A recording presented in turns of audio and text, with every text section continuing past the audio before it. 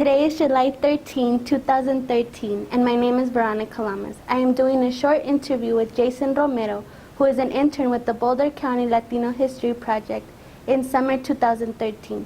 This interview is being recorded for the Boulder County Latino History Project and the Maria Rogers Oral History Program. The interview is being filmed by Daisy De Luna. Please tell me when and where you were born.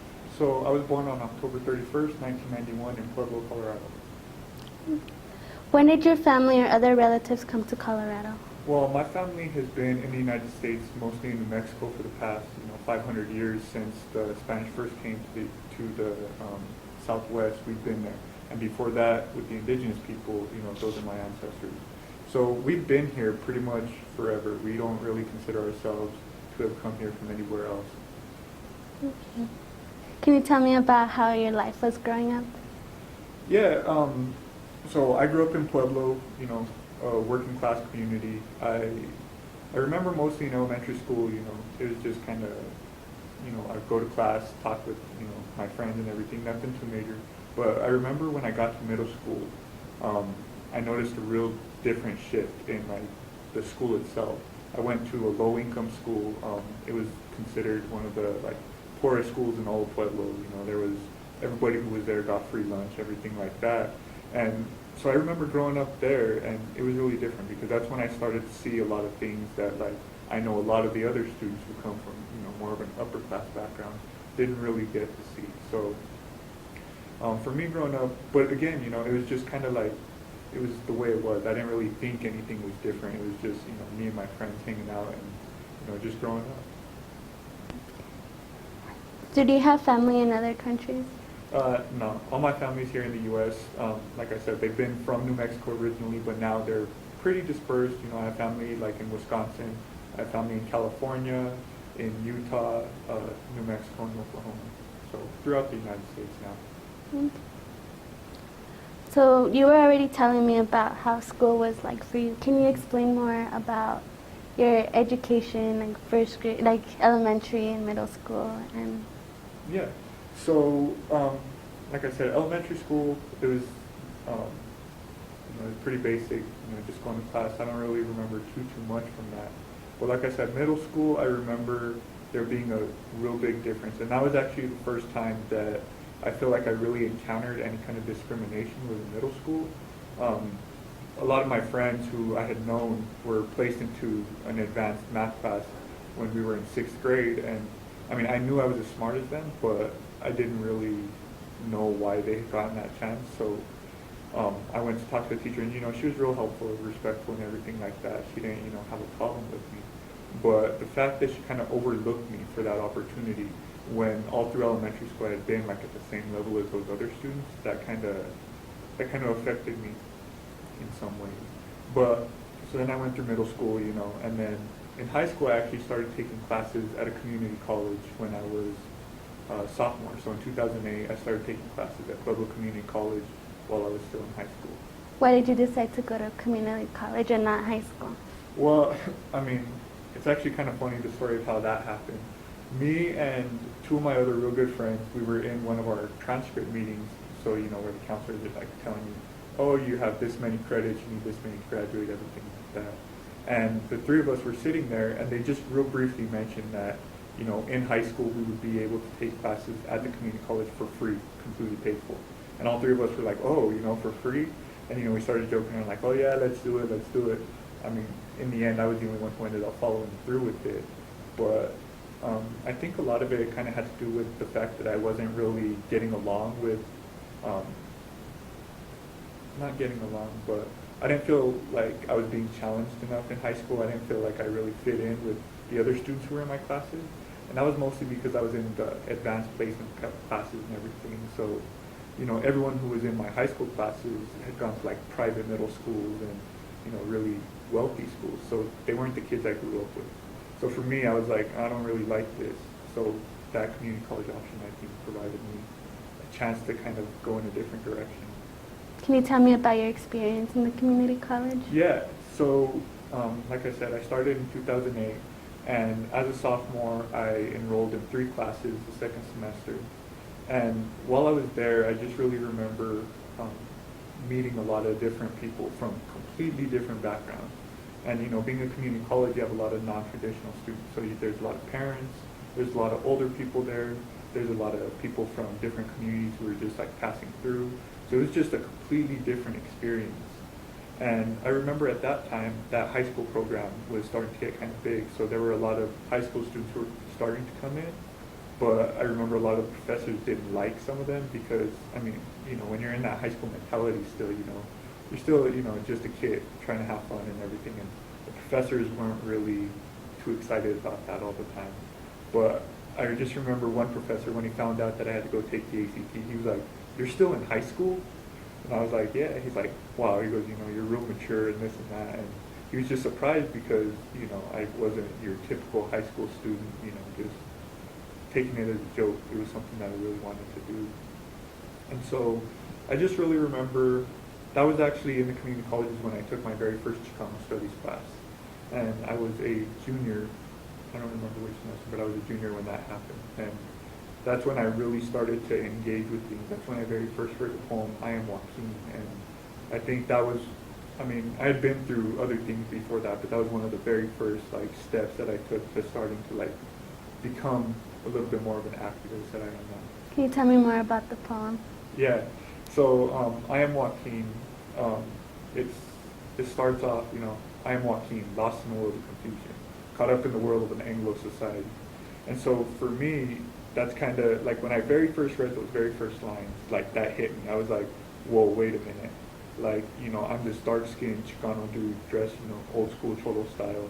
And when I'm in class, I'm in an Anglo society. I'm in a place where my values, my identity isn't necessarily respected or anything like that. And so that really hit me. And then just reading through the rest of the poem, it talks a lot about mestizaje and the mixed identity that Chicanos have, and that just really resonated with me. And I just always remember the last few lines of the poem where he says, "I'm the masses of my people and I refuse to be absorbed. The odds are great, my spirit is strong. I'm Aztec Prince and Christian Christ. I shall endure, I will endure." And when I read that the very first time, I just remember shaking, because the poem's 6 pages long or whatever, but the whole time I was just getting so enthusiastic and I don't know why, but it resonated with me a lot. And the fact that it was written by Corky Gonzalez from Denver, I think that adds an even deeper dimension, because this is somebody who wrote this poem, who grew up in the same state that I did, who, obviously our experiences weren't the same, but there were some similarities. So, I don't know, just reading that poem, it inspired me. Can you tell more about your identity? Yeah, so I identify myself as a Chicano. I don't identify as Latino, I don't identify as Hispanic, and I identify as a Chicano because, the fact that my family has been in the United States. We didn't come from anywhere else, so we're not from Latin America, we're from New Mexico. We're not Hispanic, we're not just from Spain. Our indigenous ancestors have been here forever. So for me, being a Chicano is about fusing both the European and the indigenous identities. Because my dad's mom is German and Irish, so we have some other European blood. But to me, what really is about being Chicano is the fusing of both European and indigenous identities. Can you tell me about how was it like growing up Chicano? Any challenges or? Yeah, like I said, it's interesting because there were a lot of opportunities that I feel were kind of I was just looked over. There were a lot of teachers who were a lot more aware in Pueblo, and I think that's because Pueblo is 60% Chicano, so it's a real different environment. But there were still a lot of opportunities that I was kind of overlooked for. Everything that I got and I did, I had to work extra hard to get there. I had to prove myself just a little bit more than everybody else did. And but one thing I really remember from growing up that's just kind of epitomizes being Chicano is the fact that we had a lowrider in our garage. You know what I mean? We were a middle-class family or whatever, but my parents had bought a lowrider as one of their first purchases together, and I was always just in the garage. And now that's my car, that's what I drive all the time now. So, but just the fact that, you grow up, you see that every single day, it's a reminder, you know what I mean? Because you aren't going to see that in any other kind of family. Can you tell me more about this lowrider culture? Yeah, so that's actually something that like, even though we had a lowrider, my dad was always real, like, cautious about getting involved with, and I think that's because he had a lot of negative experiences while he was younger. But I just always remember one thing, you know, like this lowrider, it's a 1991 Chevy S10. It's candy apple red. It's got gold Dayton. It's got Romero on the back, you know. It's like this old school mini truck. And every time I would just drive down the street, you know, you would see people, you know, people you don't even know, maybe people from school or whatever, but like they would look at you and they would just, you would see them get happy, you know, like they'd get excited, like they would be like, oh, that's bad, you know, like look at that. And, you know, it's just like little things like that, and, you know, it really brings like this certain sense of pride. Because, you know, I mean, yeah, you know, I could just be driving any other car or whatever, but when you're driving a lowrider, it's almost like you're making a political statement. You know what I mean? You're saying, like, I'm here, this is who I am, this is my culture, this is my people, and I'm refusing to let that go away. And I feel like that's been something that's kind of difficult, especially in Boulder, because, I mean, you know, I still have my lowrider, I still cruise it everywhere, and, you know, just the way some people interact with that, you know, like, you have a lot of people who do that, you know, a lot of the Latinos and a lot of the people who've grown up kind of seeing that type of stuff, even the Anglo students, you know, they'll be like, oh, you know, that's bad, that's cool. But, you know, when it comes to like the police, that's a completely different issue. Can you tell me about that? Yeah. I mean, it's hard because, you know, sometimes you get harassed. I mean, I know I do all the time. You know, being in Boulder, looking the way I do, driving the type of car I do, I get harassed all the time. An example of that actually just happened like 2 days ago. I was driving with one of my friends, he's this black dude, and, you know, we were both in my car. And, I mean, granted, one of my headlights was out, so, you know, the cop did have a reason to pull me over. But I saw him behind me, so I was like, okay, this cop's going to pull me over. Sure enough, he turned on the lights, so I pulled into a parking lot. And I kid you not, about 4 police cars showed up to surround one little truck, one tiny lowrider truck with 2 people in there, a Chicano and a black guy. But they had 4 police show up. And they were just harassing us, asking us where we were going, what we were up to. They asked me why I was dressed up at the time. Like, I was dressed up because I had a presentation at work or something. And they were like, well, why are you dressed up? And they were just harassing us, asking us if we had any weapons, illegal substances, like, why are you so nervous? And they were just like continuously harassing us for like, you know, a good 20 minutes or so. Then they ended up leaving that, and it was funny, the cop asked me after he took all my stuff and ran it, came back, he gave me my stuff, he's like, just tell me, why are you guys so nervous? I was like, well, you know, this happens all the time. And I just told him because I'd been fed up at that point. He's like, well, you know, we're just trying to keep the streets safe and this and that, and want to make sure, you know, all the equipment is good and this and that. And I'm like, you know what, whatever, man, like, just let me go. And he didn't give me a ticket or anything, but, I mean, to me, that's just crazy. The fact that you need 4 police to show up for 1 car.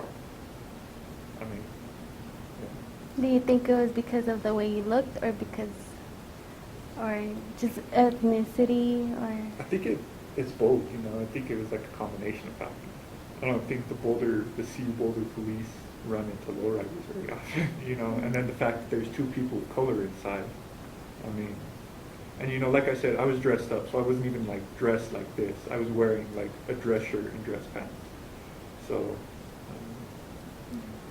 We're going to change the subject a little bit. Can you tell me where you went to college? Yeah, so like I said, I went to Pueblo Community College until 2010, graduated with my associate's degree, and then I did my undergraduate here at CU Boulder, and I graduated in 2013, summa cum laude, and about to start graduate program. Can you tell me about your experiences in Boulder? Yeah, so Boulder's been definitely an interesting place to be. You know, a lot of good, a lot of bad. Like I said, you know, I've dealt with a lot of that type of negative stuff. But I feel like being in Boulder has provided me a lot more opportunities that I didn't have before. You know, coming to CU, to me, that was just something that I deserved to have.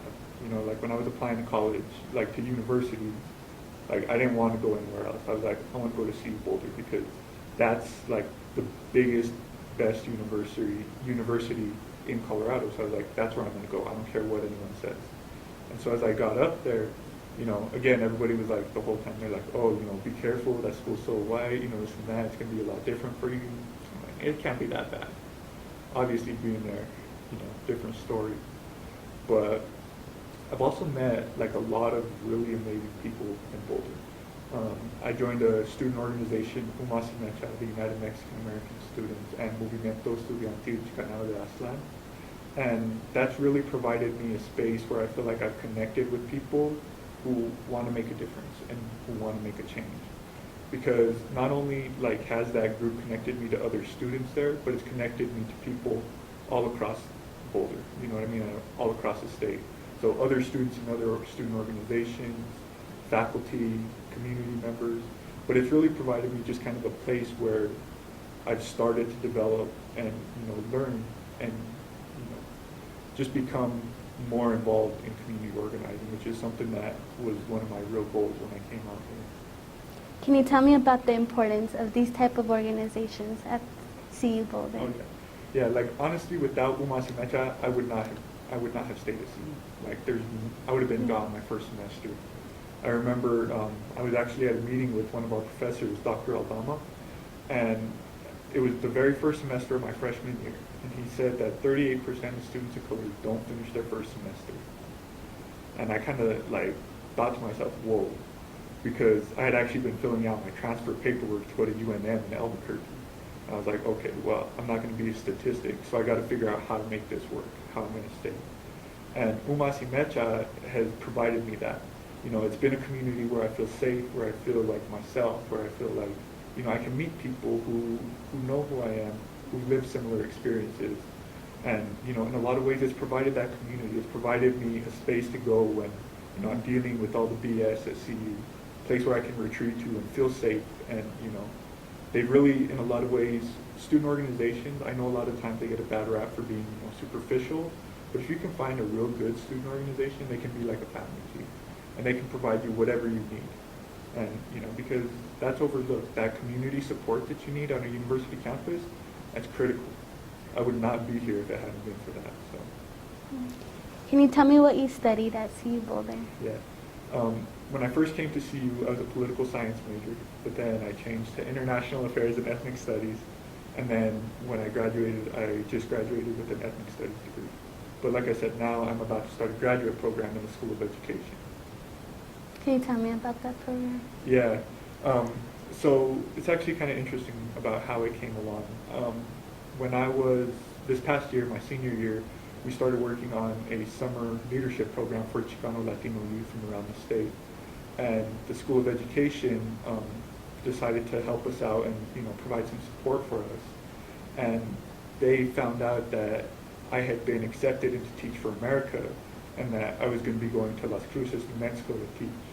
And so when they found out about that, they were like, well, if you really want to be a social studies teacher, and you really want to make a change in the community, you might as well just do it here, because you have this program that's already going on, you have a lot of these connections.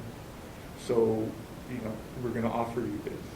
So they've offered to, pay for me to get to continue this next year, get licensed as a teacher, and, start teaching social studies in the fall here in Colorado. Okay. All right, so as you look into the future, what would you like to be doing 10 years from now? Well, I think ideally, I would have my PhD. I want to get my PhD in Chicano Studies. That's something that I've wanted to do since I was in high school. So that'll be something within the next few years that goes along. But what I really want to do with that is I want to teach at a university while also teaching Chicano Studies courses in the local high schools in whatever community that I'm teaching. That's like my dream position. That's the dream thing I want to do. And do you think being Chicano will affect your ability to do that? I think so, but I think in a positive way. I think the fact that I've lived this struggle, I know this struggle, I mean, that's just going to influence, when I get that degree in Chicano Studies, I'm just studying myself and my community. And that's something that I'm extremely passionate about, and that, that's something that I know I'll be able to get done. And then when I'm able to bring that back to whatever community I'm working in, again, I think that's going to be an important piece, because, I mean, who can really better understand the experience of Chicanos and Chicanos than the Chicanos and Chicanos? Thank you. Is there anything else you would like to talk about? No, I think we about covered it. I mean, I feel like sometimes I come across in like talks like this as like super militant nationalist, this and that, but You know, one thing I do think is that, you know, I work with a lot of different people. You know, I'm open to whatever. I just feel like the Chicana and Chicano community has dealt with a lot of these issues. Mhm. And for me, I'm just trying to bring those issues to light and continue living. You know, I don't want to overthrow the American government or whatever they say we're trying to do in Arizona. You know, I just want to live my life as a Chicano, and I want to ensure that other people can live their lives however they want to do it. Okay. Is there any advice you would like to give people? Don't just accept the way things are. I think that's the biggest thing I can say. Don't just accept the way society is, the way things happen. You know, get up, make a change. I mean, you know, I'm just this 21-year-old vato from Pueblo, and you know, I'm doing what I can to make a change somehow, some way, and you know, if I can do it anyway. All right. Thank you, Jason. Yep. Thanks.